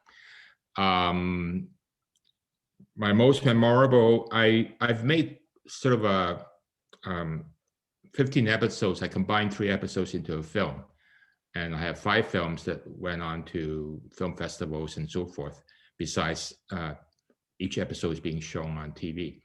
And I always kind of, when I look back, I always look at my the third and last of each film happens to be my favorite ones. It turns out that way. Maybe subconsciously I put them there because I wanted to bring it to a finale of my film. So in order of I'm talking about Turkey, Canada, Cuba, Argentina, and then Mumbai, India. So I would say those are my films. But I was telling somebody else today that asking for my favorite is like asking which kid do I like most among my children. So it's very hard to do. Thank you. I have a question that's just in general for anyone can answer this question. So we have a question from Peter that says, it seems that Chinese restaurants are usually treated as a monolith with no differentiation for the different types. Has anyone produced a taxonomy of Chinese restaurants? And Jenny, you might be able to help as well. I know you're hiding back there behind the scenes, which is, thank you, but you might be able to help. I would guess. Oh, Jenny, you're not, you're muted still. I'm gonna. Well, there are actually lots of notable Chinese food scholars, such as Dr. Eugene Anderson. His book, The Food of China, is very influential to Chinese food scholars, but a taxonomy of all of that, I'm going to throw that to Jean. Oh, and Jean, are you still with us? I mean, there's also just, regional. It's the taxonomy basically breaks down as various regions of China. Okay, I have to be unmuted. I had to get back online here. So it's, yeah, remind me what I'm. A taxonomy of all Chinese restaurants? Oh, good heavens. Nobody could do that. We're talking about the San Gabriel Valley. There are Burmese Chinese American restaurants, and there are Uyghur Chinese American restaurants. There are ethnic minority, Chinese ethnic minority like Dong'an and Zhuang and stuff restaurants. You couldn't possibly taxonomize this. There are niche markets you wouldn't believe in the San Gabriel Valley. I add to that, I would say there are a lot of hyphenated Chinese restaurants. In Peruvian Chinese is a very specific brand, as you can. Oh, yeah. Oh, sure. We have our Peruvian Chinese restaurants in Los Angeles too. That's right. Chifa. And they advertise as such. Although Chifa food is very much like traditional American Cantonese food. Kind of. But I guess they have a guinea pig or two. There's there are also a lot of Peruvian twist to it. The previous speaker from Santiago talked about the influx of Peruvian Chinese into Santiago de Chile. Well, I was just fascinated to learn that there's a Venezolano Chinese food, which is now in Chile. Yeah. So now you're getting a Chilean, Venezuelan Chinese food. This is really getting wonderful. Yeah. But the other thing, of course, is very popular in Toronto is the Indo-Hakka food. Indo-Chinese from Calcutta. They're the dominant immigrants from India, Chinese immigrants from India. Yeah. And their food is like combination of subtle Cantonese plus fiery Indian. So that's the best way to put it there. Yeah. I knew this was a big deal in India and was coming to Canada. I haven't tried it yet. In fact, Eugene and I were we were quoted in the same New York Times article way back in 2005, I think. There's a big article about hyphenated Chinese food in New York and everywhere else. So there's Peruvian, there's Colombian, there's Indian, and of course, everything else under the sky. Well, I lived briefly in Singapore in 1971, and since then I kind of track Singaporean food through friends, and there have been several revivals of, what they call Nonya food, the kind of Hokkien Chinese hybrid with Malaysian food that came from, marriages between Malays and Hokkien people, and it's fantastic food. It's wonderful, but it's gone through several cycles of decline and rebirth, with always some changes on when it's reborn. Yeah. Okay. So it sounds like maybe it seems like it's maybe a bigger task than just simply a taxonomy. I see there's also a comment that we could think about categorizing a different way. So it sounds like the answer is no. It's a possibility that could happen, just with a lot more how it's going to be organized into a taxonomy. It's a braided river. It's like, trying to figure out a river course below a glacier where the channels are separating and remerging and separating and remerging and so on. Sidney Cheung, who wrote the foreword for our book, has done a lot of dynamite work on this. He's really terrific.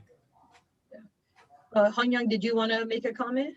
Oh, I just want to I think taxonomy, I don't know if architectural morphology is sort of kind of a taxonomy, and I just want to address that a little bit. I think the construction of Chinese restaurant, the design, there's a really kind of major motive behind it is to build stereotypes you know, that, and all those architecture were really, you know, Chinese architecture is not monolithic, but in America is largely those kind of Chinese imperial architecture, but they were really not where the Cantonese or Nagel architecture really represent, you know, and the villages, if you've been to any Cantonese villages. So I think that was constructed based on kind of stereotypical understanding about Chinese architecture, and there was the intention to really make it really not diverse, and it's good. The question is really great to kind of recognize diversity, and that's really a kind of a force to go against the discourse of Orientalism, right? We consider all Asians as the same. We consider all Chinese architecture as the same. They all look like the Forbidden City. They're not. They have a large variety behind it. And I think it's important to recognize there's a power relationship behind the construction of Chinese architecture from the perspective of the building environment, and that kind of content, that kind of a multitude actually of the culture. But it's becoming really more diverse after 65, and the regional cuisine become more available. But I think there's still more kind of work to do with in terms of architecture. It's not really as diverse as the cuisine itself yet. So I thought that was something maybe interesting to share. Yeah. Okay. American Chinese architecture is a thing in itself, like American Chinese food. I noticed that just in the last 20 years or so, we've begun to start thinking of American Cantonese food as, instead of bad, phony Chinese food, it's American Chinese food. It's a new and different thing, which I think is progress. I'm just glad to see people aware that this is a separate tradition rather than, you know, I mean, I never use the word authentic. I banished it from my vocabulary. Well, thank you. So I'm going to go back to asking questions one-on-one for the speakers. And so Hung Young, back to you. A question from Pauline. Do you know what happened to the toy building, and is it still standing in Milwaukee? I try to address it in the chat. It's demolished. It was demolished before the second restaurant started. So different from like Rick and Nick presented, all the three restaurants were in the downtown area, you know, sort of the ethnic enclave, like LA Chinatown. And renovation, urban renewal, you know, kind of really made many Chinese restaurants, like Chinatown, were like started disappeared, you know, like Sacramento, Chinatown, and other areas. So it's no longer there. Okay. And then just since you kind of already answered that, do you know how Mr. Toy initially gained capital for his first restaurant? Yeah, thank you for asking that. I think it's a really good way to look at the really everyday lives of Chinese immigrants that who came during the gold rush. As you might know, many, you know, the transcontinental railroad that Chinese were part of, and that's something Chinese did, and they started from that. And then later, many Chinese, specifically for Charlie Toy, he did farm. He farmed in San Francisco.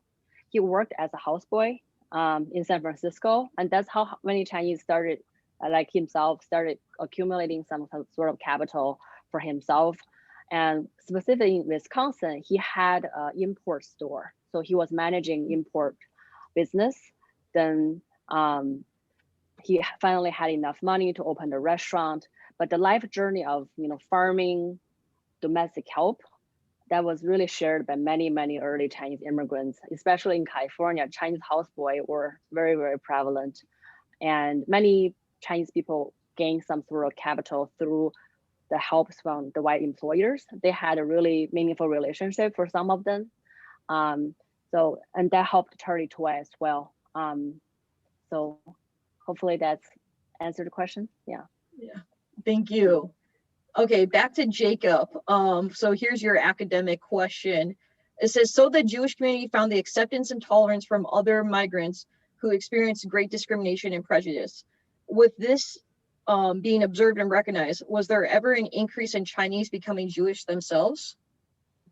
Wow, really interesting question. I think, like all of our answers to all of these questions, kind of comes in a bunch of different parts. So I do not know the numbers on in terms of American Chinese people converting to Judaism in America. I wouldn't profess to be able to answer that. I'm sure it happens. Anyone can convert if they want to go through the process. They are certainly not excluded.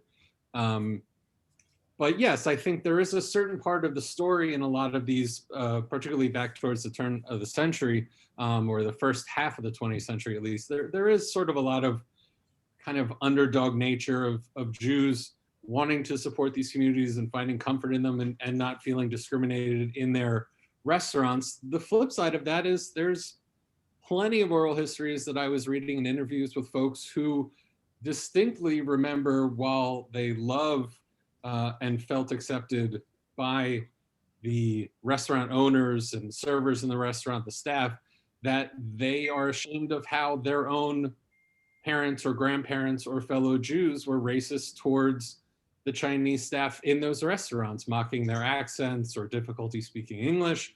One of the sort of universal ways across all white immigrant populations in terms of gaining acceptance by broader white American culture has been to exhibit racism towards non-whites. Irish did it, Italians did it, Jews did it.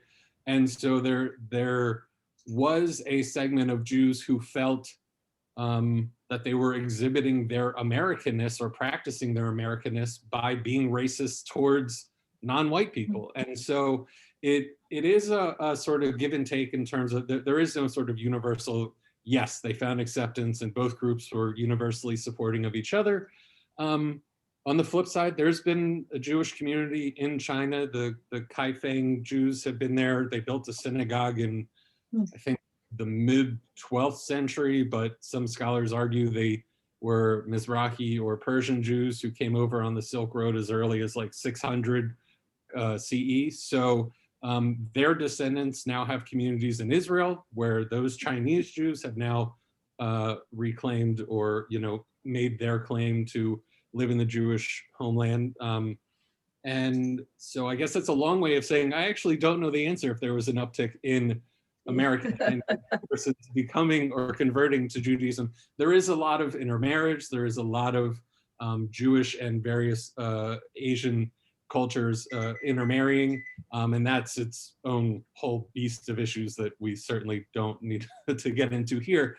But I don't know. And also, I'd love to know if someone has any numbers on it. But in terms of a hard uptick in conversions, I could not give you the answer. Okay, thank you. So I'm going to try to fire through the next couple questions so everyone gets a chance to answer at least two. So next for Nick and Rick, did you conduct any studies about the organization of Chinese restaurants in comparison to Chinese neighborhoods? Were urban Chinese areas organized with restaurants on the edges?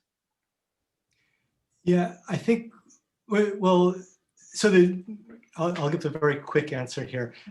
This is a general pattern that's common throughout urban planning. So this is basically the commercial being on the main roads and then a population being in the neighborhoods and living. That's one of the things that made this attractive, is that it followed all of the typical patterns of US housing stock. And as Nick had pointed out, this was a housing stock that had existed, and a Chinese and Chinese American population that's kind of inhabited it, made it its own, opened the restaurants, but hasn't had to kind of make it into a Chinatown. It's essentially Southern California landscape that happens to have Chinese restaurants and Chinese Americans or Chinese immigrants living there. Okay. Nick, did you have anything you wanted to add? No, other than I guess even a shorter answer is no. We didn't do we didn't, for example, even though we're both geographers by training, we didn't do a GIS analysis of numbers of populations and demographic stats compared to location and type of food of restaurants. That is a fantastic project waiting to happen, absolutely no doubt. No, our methodology, and actually there's an interesting section, or interesting to me at least, in our chapter about kind of our methodology, which is very much I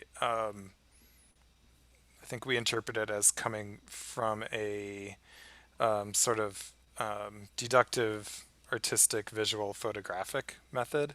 In just, I think the project is less born from a statistical equivalency, geographical equivalency, as it is from experience in going there and wondering, like, well, what if you walk 3 blocks that way? Most people don't, unless you live there. What if you like, and then recognizing, of course, that this is the majority of the land mass in this region, and trying to just make sense of the sort of if you're into Chinese restaurants, make sense of the global fame of the San Gabriel Valley with the people who are actually living there. Thank you. So Anthony, your next question. How do Chinese regional migration patterns and the related food cultures contribute to differences in Chinese restaurants across the US? And I can add more detail if you need to. No, another really hard, interesting question, right?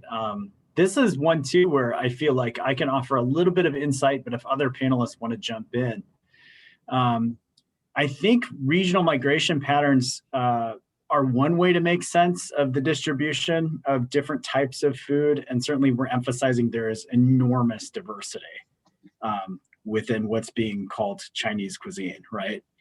But I also wanted to stress, this is my answer to that question of like historical context really, really matters. Like if you read books on the history of like certain fare, chop suey, right? Then that makes sense. There's less possibility for diversity or variation in certain historical eras. And then after 1945, you start to see the possibility for regional patterns to develop. Local palates matter a lot too, right? So like who's around them and who's their customer base. So those two things, where people come from, where they arrive, and when, which historical context is, I think, part of the explanation for why you see these variances. But if anybody else wants to take a stab at that question, have at it. Okay, again, I'm gonna let everyone get a chance to think about that if you do have an answer. Right now, Chuck, your last question. Do you have in your opinion from working on your documentary series, was there like a common theme of Chinese migration you came across through your travels? Well, it's a little bit cliche, but I think it's a lot of it is very true. Family values, education, as well as love of Chinese food, and this is the I always look at the diaspora as the 3 biggest diaspora are the Jewish, the Indians, and the Chinese. They're everywhere around the world. And when I made my film, everywhere I went, there was also an Indian diaspora and the Jewish diaspora.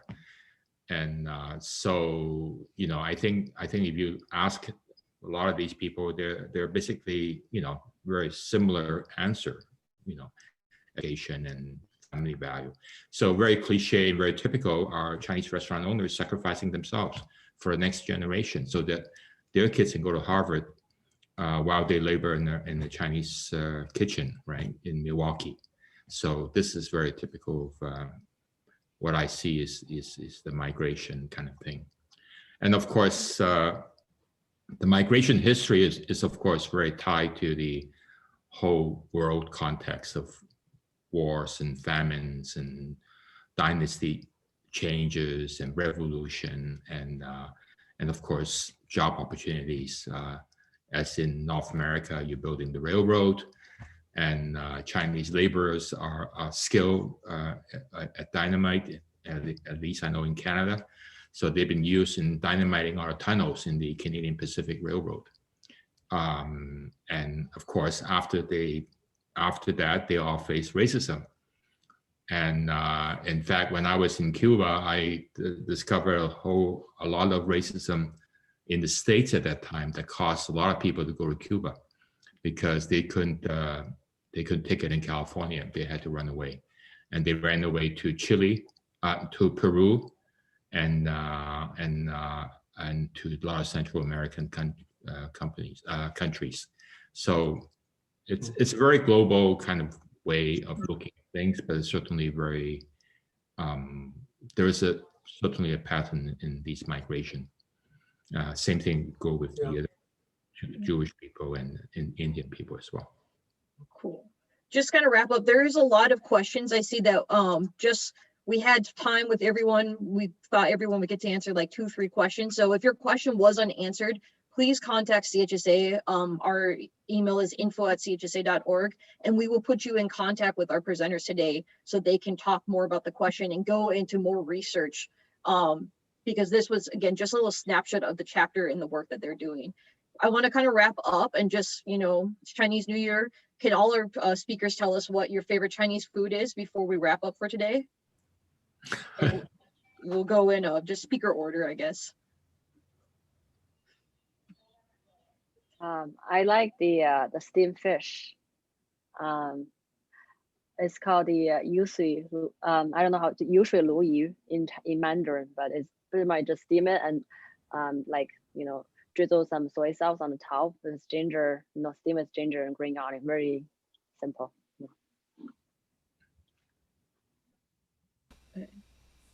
I'm a sucker for the classics that I grew up with, lo mein and fried rice, egg rolls, some very distinctly non-kosher dishes, shrimp and walnuts, and pork spare ribs, and all those big delicious mounds of food that are spun around a lazy Susan in the middle once we can all actually go back to, knock on wood, go back to these restaurants and enjoy.